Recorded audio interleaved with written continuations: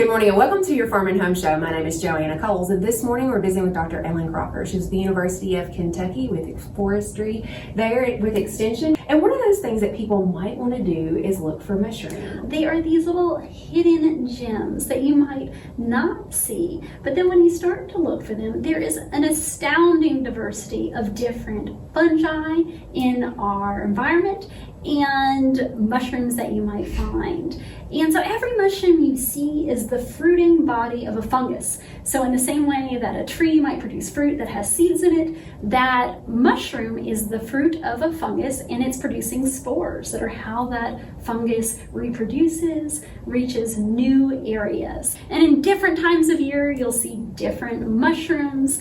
And I think it's just really interesting to learn about them. But I think that's the important part, is to learn about them, to know what mushrooms would be active at that particular time.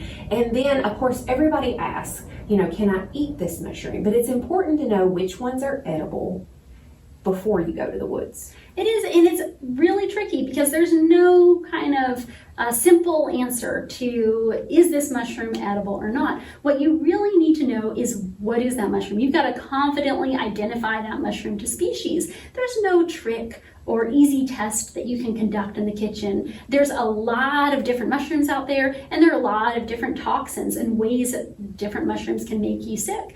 And the tricky part about knowing whether or not a mushroom is safe to eat is that there are lots of different ways that people can get sick from eating mushrooms. Maybe they ate something that was toxic. And we do have mushrooms in this area that could kill someone with just a few bites, but those are pretty rare. Most of them just make people very ill. And are not something you want to do. You can buy great mushrooms in the grocery store. Why do you want to risk even worrying about that? But there's also other ways that they can make people sick.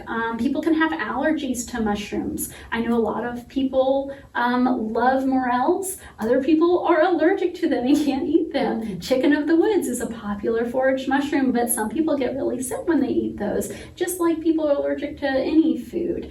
In addition, how you prepare those is really important. Morels, a very sought after mushroom, but if you don't cook them, they can make you ill.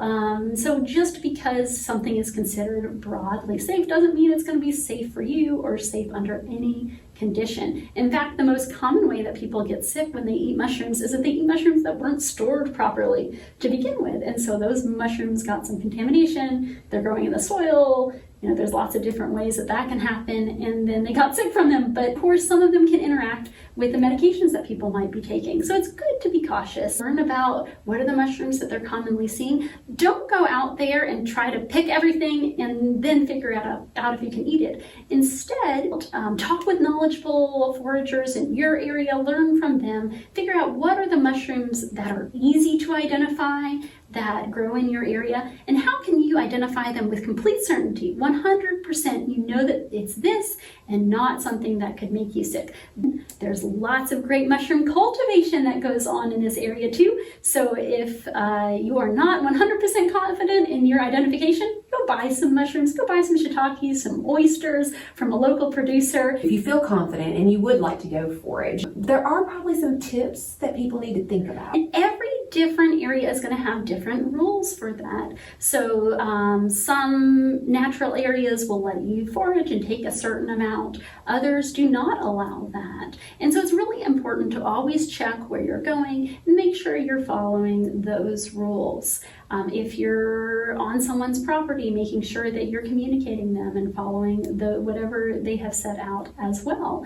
And if you are out there collecting mushrooms, I really encourage everyone to take into account everything about that, not just picking a mushroom, but look at where it's growing. Look at what it's growing on, how it's growing in that environment. All of those are really useful tools to tell you what it is. Whether it's joining some social media groups, learning through that, getting some books, there's lots of fantastic ways to learn more. We have a couple different publications. One that is entitled Don't Eat Those Wild Mushrooms Unless You Know What You're Doing. And then we have a new publication, Best Practices in Mushroom Foraging, about what are the regulations in different natural areas across the state for can you collect mushrooms there or not. Thanks for watching and have a great day.